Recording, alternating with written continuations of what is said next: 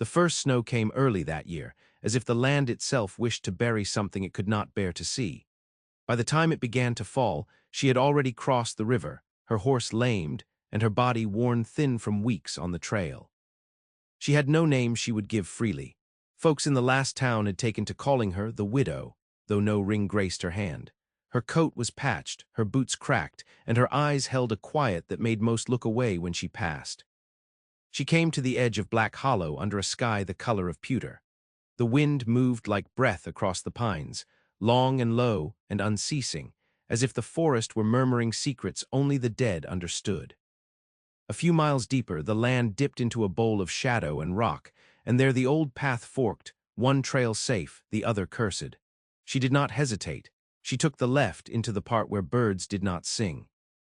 They said the hollow belonged to the Bone tribes, a people who spoke to the dead and left no footprints.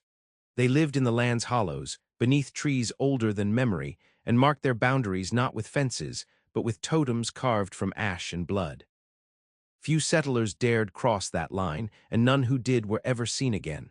But she wasn't there to settle. She had come for him. 3 weeks earlier, a boy had been carried into the hollow, half alive and burning with a fever no medicine could touch.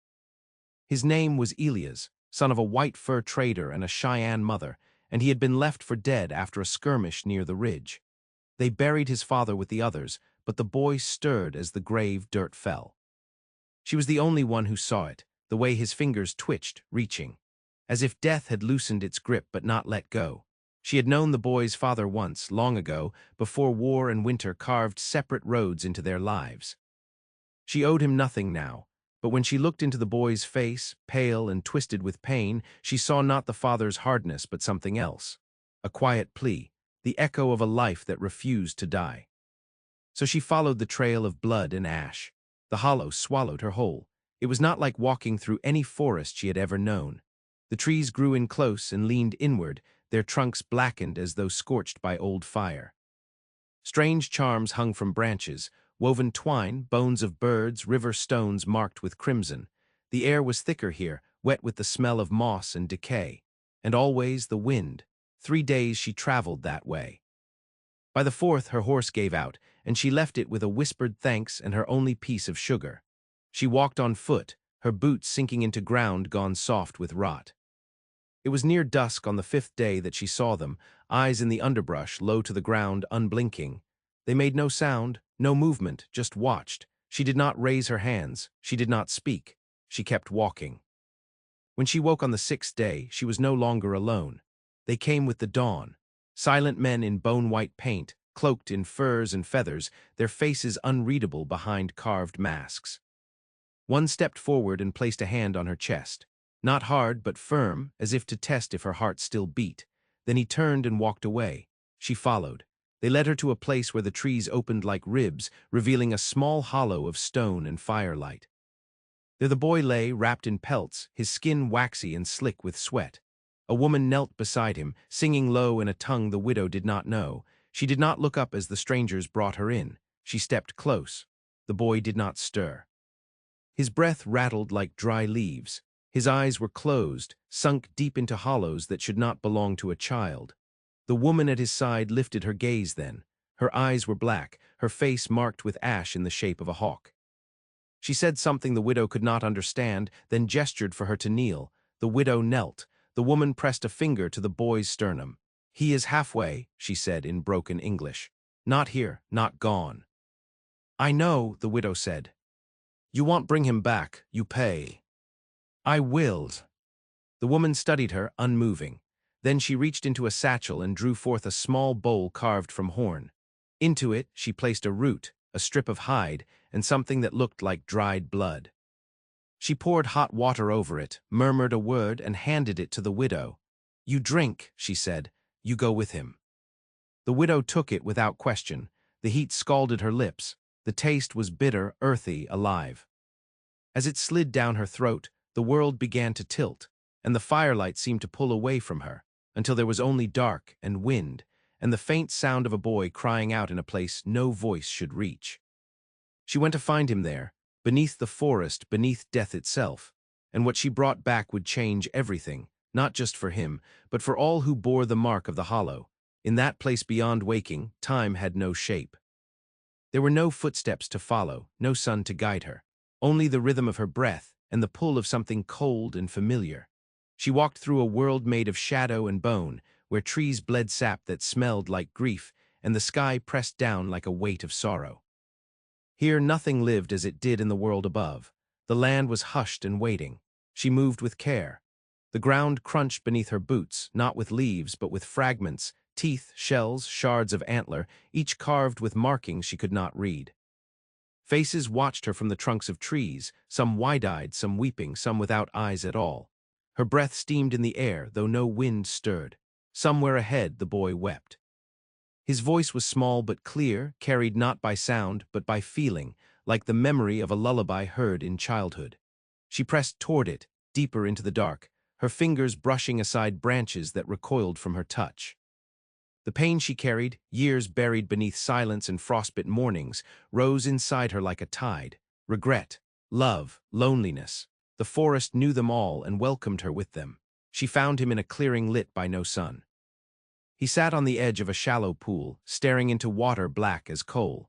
His clothes were those he'd worn the day he was taken, torn, blood-crusted, too thin for winter. He did not look up when she approached. "You shouldn't be here," he said softly, as if he'd been told this many times. She knelt beside him. "Neither should you." He turned then, and the sight of him made her throat ache. His eyes held no color. His lips were cracked and blue. But he was whole, not yet lost. "They said my mother was here. I waited." "She's not coming," she said, "but I am. You're not my kin." No, she reached for his hand, not to take it, but to offer hers. "But you're not alone." He looked at her hand like it was a foreign thing. Slowly, he raised his own, and where their skin touched, the air shifted.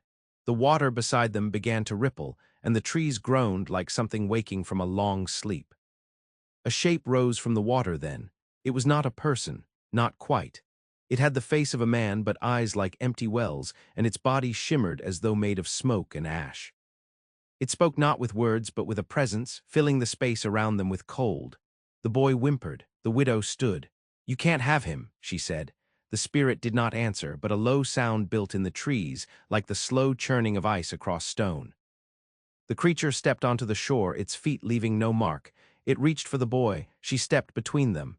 "You've had enough," she said, voice steady despite the tremble in her limbs. "He's not yours." The thing halted. It regarded her not with rage but curiosity, as if trying to remember something it had once known. Then it spoke, not aloud but inside her, behind her ribs. "What will you give instead?" She had no weapon, no charm. Nothing but herself, so she offered the only thing she had, me. The boy screamed, "No," and tried to pull her back, but the creature only nodded. It touched her brow with one long, frost-bitten finger, and her vision filled with white. When she opened her eyes, she was back in the hollow. The fire had gone out. The boy lay in her arms, breathing soft and steady, his fever broken. Around them stood the bone tribes, their eyes not angry but wary, watching. She did not speak. She had no strength for it. She only looked at the boy, alive and whole, and wept in silence. That night they did not make her leave. They built her a fire of her own, separate from the others but warm. They left food, not brought but offered. The medicine woman who had brewed the horn bowl placed a stone totem at the edge of her tent, a hawk with wings folded. The boy slept beside her, safe. She dreamed of water, of eyes without color, and of a promise made in a place where nothing should live. She had reached into death to bring him home. Now death would watch her in return, and it would not be the last time. Winter held the land in its mouth, slow chewing the earth to stillness. Snow deepened in the gullies and stacked on the shoulders of pines. The hollow lay quiet beneath its white mantle, the paths between tents traced by smoke and the faint tracks of bare feet. She did not leave. The boy, Elias, healed slowly. His body mended, but something in him stayed quiet, watchful. He did not speak much, and when he did, it was in Cheyenne or the language of the hollow, which the widow did not yet understand. But he watched her, clung to her shadow, and when sleep took him, he always reached for her hand before the dreaming came. They gave her space, the bone tribes, not out of fear but a kind of reverence. Children were the first to approach, wide-eyed and shy. They left her gifts, dried berries, carved whistles, feathers tucked into bits of bark. In time, women followed, teaching by doing. Showing her how to twist cord from yucca, how to stir the bitterroot brew that soothed fever, how to read the sky for signs of thaw. Still, she carried the mark. It was not visible to the eye, not something one could touch or scrape away. But the others felt it, especially the elders. They spoke of her in hushed tones, the woman who returned, the hollow touched. Some believed she'd made a trade, others believed she had stolen something from beyond. One evening, as the long night settled and stars pierced the clear, cold sky, she was summoned to the fire at the heart of the hollow. The old man who led them, face painted with ochre and time, waited without expression. Around him sat the circle of truth speakers, those who kept the old ways, who listened to wind and shadow and fire crackle. "You crossed the river between," the old man said, "and you came back with him." She nodded. "And what crossed with you?" She said nothing at first. The flames swayed, casting long fingers over the circle. She met his eyes and saw in them the same question she had asked herself many nights. "I don't know," she said. A murmur passed through the watchers. The old man did not flinch. "You wear its scent, the cold, the hunger, it walks behind you." "If it wants me," she said, "it knows where I sleep." The circle grew silent. It was not a challenge, it was the truth. That night the boy screamed in his sleep. She woke to find him trembling, eyes wide, staring not at her but through her. She turned. There, just beyond the edge of firelight, stood a shape, human in form, still, watching. It vanished when she rose. The others saw nothing. But in the morning, the snow at the edge of the camp bore a single print. Long, narrow, not quite man, not quite beast. They built wards then, carved from red cedar and marked with the blood of hunted elk. Every doorway bore one, but hers they guarded with more.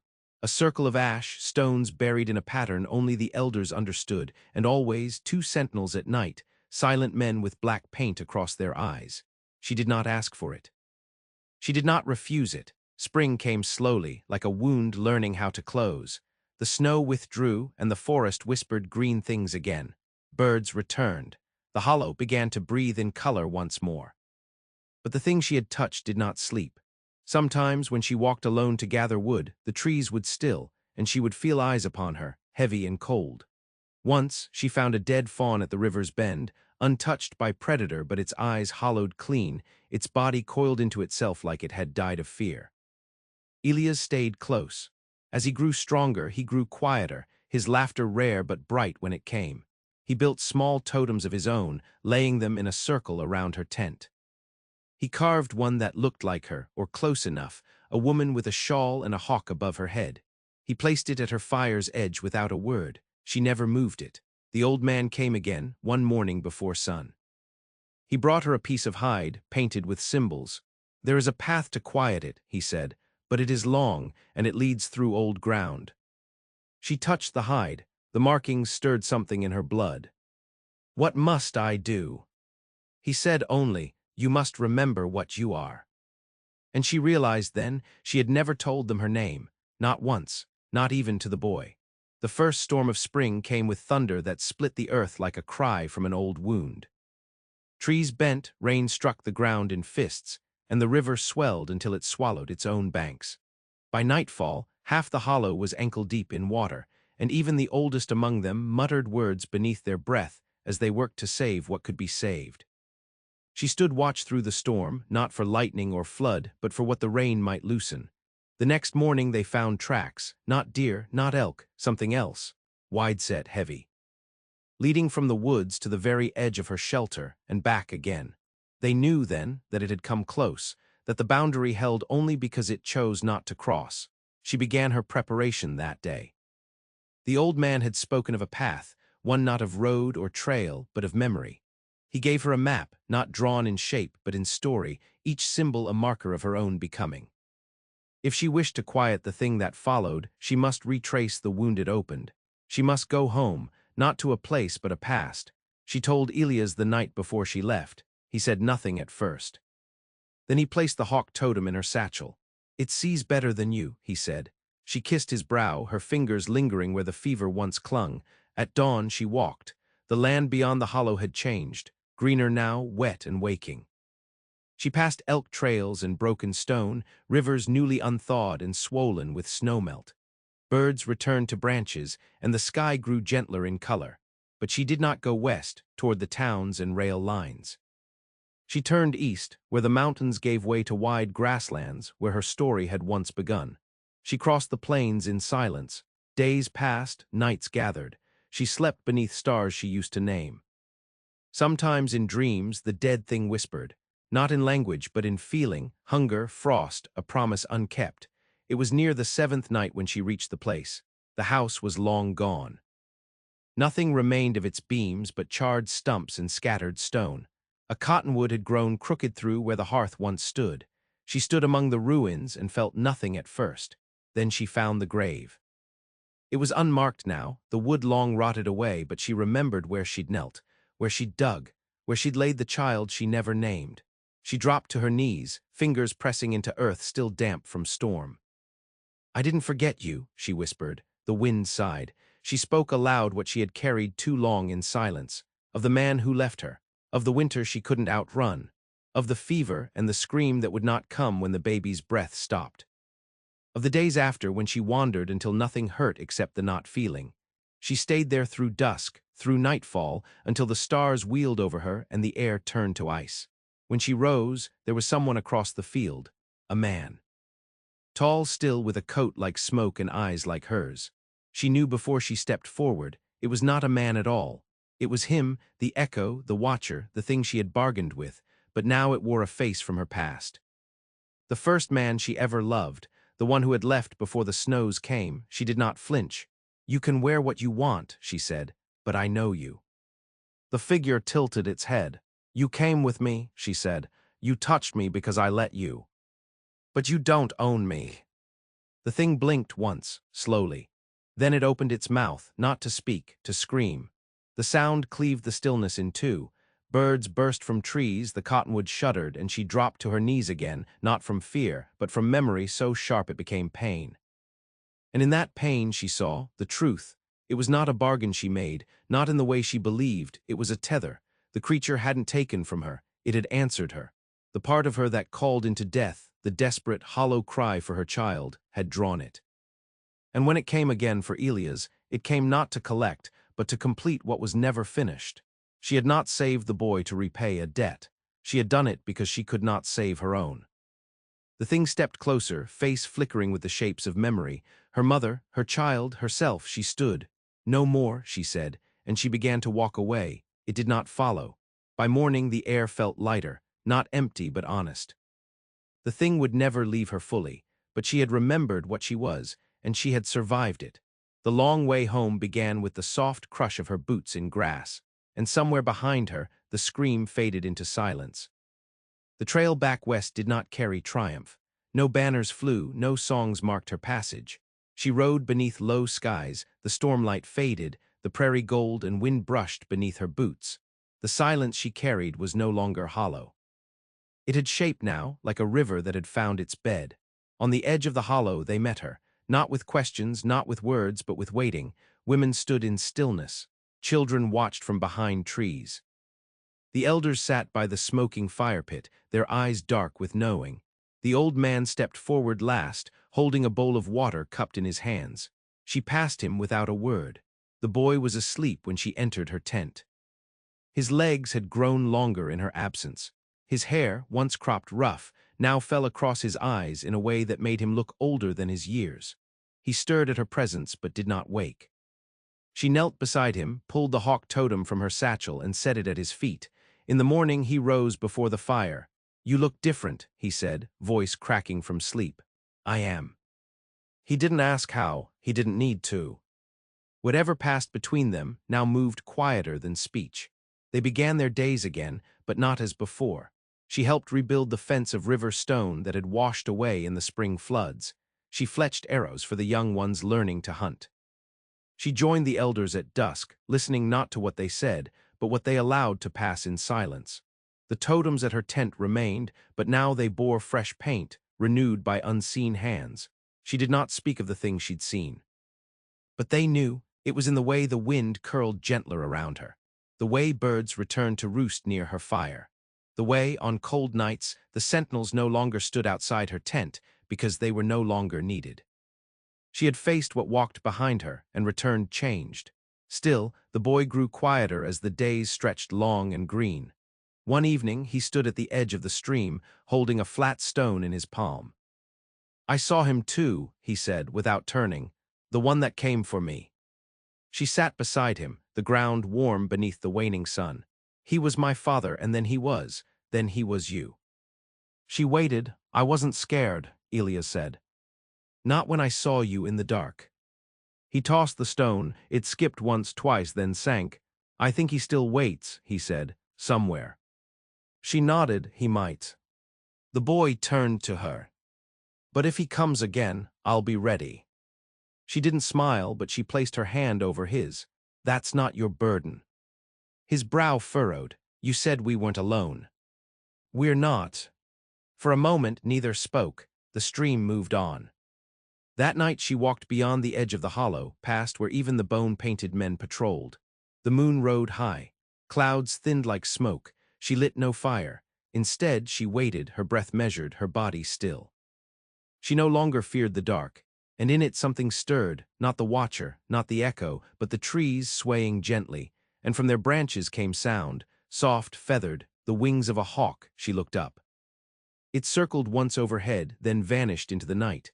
She did not follow. She simply sat, the earth beneath her warm, the sky vast above. Behind her the hollow slept, but not unguarded. They kept watch, not because she asked, not because she was owed, because she had crossed the threshold between death and life and returned not to conquer, but to stay. And so the people of bone and ash stood quiet at her door, night after night, not out of fear of what might come, but in honor of the one who had gone beyond it and come back still human. The hollow bloomed in summer, not with color alone, but with presence. Deer moved unafraid through the low meadows. Wild mint crept along the streambanks. Smoke from cookfires curled steady into the sky, carrying stories not told in words, but in the simple act of staying. Living, mending, she no longer kept to the edges. Children came to her for stories now, and though she spoke little, they listened long. She taught Elias how to trap with twine and root, how to read the angle of a bird's wing for weather. He, in turn, taught her the names of things in Cheyenne, the silent roll of his tongue giving sound to the world, as if he'd carved it himself. In time, they stopped calling her the widow. They called her by the name she had taken back in the eastern fields at the grave where she buried what could not be kept. Myra, a name not given, not remembered, but chosen, and with it she breathed. The watcher had not returned. But its echo lingered in ways only she could sense, in the sudden hush of the forest at dusk, in the shape of frost on a rock long before winter. Not threats, reminders, that the veil between places was thin and she had walked it and left part of herself there. She did not mourn it. Some things must be left behind to carry others forward. One morning, near the turning of the moon, the old man came to her with the boy at his side. Elias stood taller now, shoulders squared, his face shadowed by the first hint of manhood. His eyes no longer held the gray of fever, but the stillness of someone who had known fear and chosen to remain. "He wants to walk alone," the old man said. Myra looked to Elias. He nodded. "Only a few days." She knew what it meant. Every child of the hollow took that path in time, into the forest, to mark their name in silence. To meet whatever came with only instinct and blood to guide them. She gave him the hawk totem, still warm from her hand. "You come back," she said. "I will." He left before dawn, barefoot, no weapon but a knife of obsidian and cord. She watched him disappear between the trees and did not follow. 3 nights passed. On the 4th she woke with a start. The fire had gone out. The hollow was too quiet, not afraid, waiting. She rose, stepped beyond her tent. A figure stood at the edge of the clearing, not the watcher, the boy. He was covered in ash, a streak of red across his chest. His knife was gone, replaced with a feather tucked behind his ear. He walked to her without speaking. Then he knelt. Not in submission, but in offering. In his hands, a bundle of woven grass shaped like a heart, tied with a lock of her hair. "I saw you there," he whispered. "When the wind rose, you stood between me and the hollow place. And it knew." She reached down, touched his hair. "You are ready," she said. He stood, and they turned toward the fire together. Later, when the others gathered to mark his return, they placed 2 stones at the foot of her tent. One bore her name, the other his, not in memory, in belonging. From that day the Bone tribes did more than guard her. They claimed her, not as savior, not as prophet, but as kin, one who had faced death and not demanded victory. One who had chosen life and in doing so made space for others to do the same. She did not leave again. The world beyond the hollow would forget her name. Towns would rise, railroads would split the earth, stories would be buried beneath coin and deed. But in the forest where the trees leaned in close, where firelight still cracked with truth, they remembered. They remembered the woman who crossed into the dark and came back holding a boy's hand. And every night, long after the fires dimmed, someone stood watch at her door, not out of fear, but love.